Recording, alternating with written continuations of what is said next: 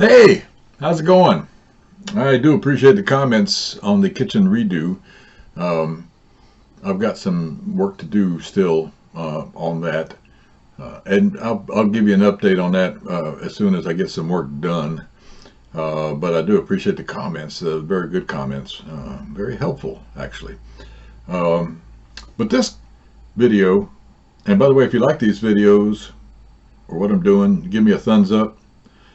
I don't think they have a thumbs down, but give me a thumbs up like you like it, and then subscribe to this channel because I got some more stuff coming.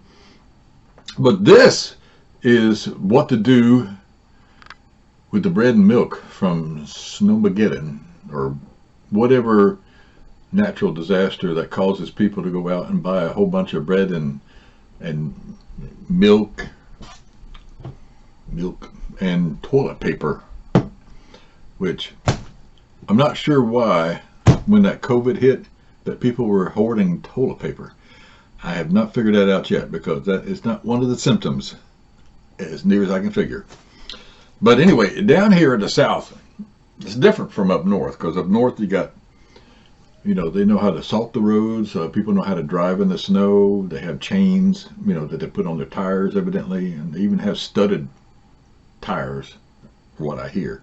Anyway, but down here, when any amount of snow hits down here in the South,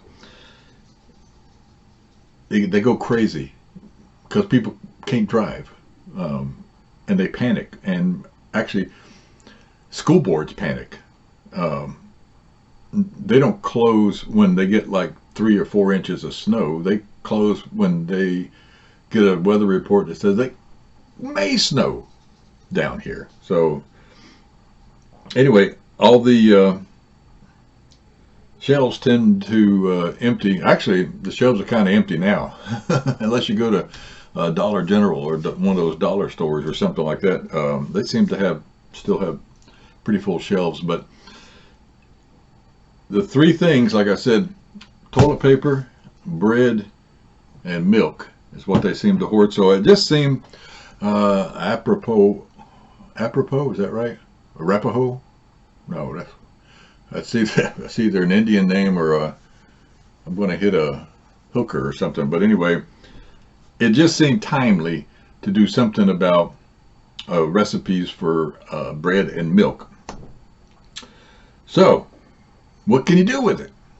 Well, one thing you can do, I don't have a knife, so I'll just tear the crust off like this.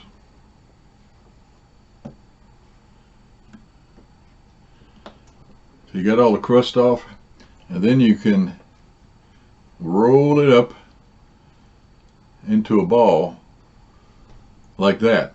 And you could pretend it's a chicken nugget or something. It makes it kind of doughy, if you know what I mean. But anyway,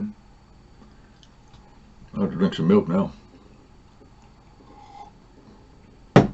Or another thing you could do, because this is another thing that we have during these inclement weathers, is candles, just in case something goes south and we lose power, which that tends to happen a lot down here too, with just about any kind of weather system, is that we'll lose power.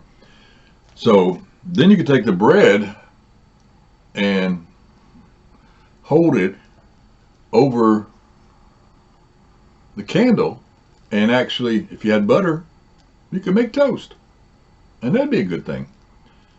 But you don't want to use a scented candle like this one here is white gardenia or pumpkin spice, because then that toast is going to smell or taste like whatever it is that you got there is pumpkin spice in it.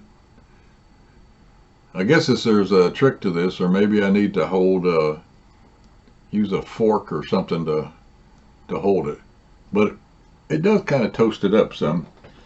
But that's about all I got.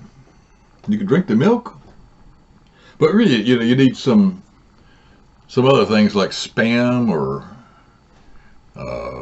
luncheon meat. I don't know. If the refrigerator's still working, but it just seems ridiculous to go hog wild, empty the shelves of bread and milk and toilet paper when all these inclement weathers happen. So that's about all I got. This is bread and milk recipes, Brock style, and what's for mid rats. Thanks for joining.